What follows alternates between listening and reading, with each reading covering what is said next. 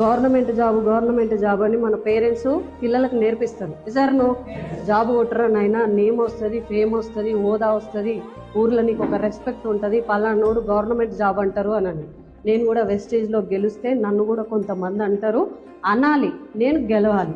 ఎవరు నా గురించి ఏం మాట్లాడుకుంటారో నాకు సంబంధం లేదు, వెస్టేజ్లో నేను గెలవాలి. వెస్టేజ్లో నీతి ఉంది, నిజాయితీ ఉంది, మంచి ఉంది, ఎవరికి హాని వేసేది లేదు.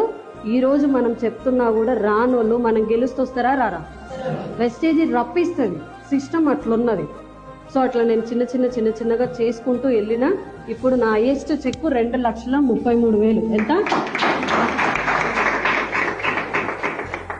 సో మీకు చాలా హ్యాపీ అనిపిస్తుంది కదా నన్ను చూస్తే, కానీ నా వెనుక కష్టం చాలా ఉంది. బిజినెస్కి ఎవరు నన్ను సపోర్ట్ చేయలే, ఎంకరేజ్ చేయలే. నేను వాళ్ళని కూడా ఎప్పుడు తప్పు పట్టిన.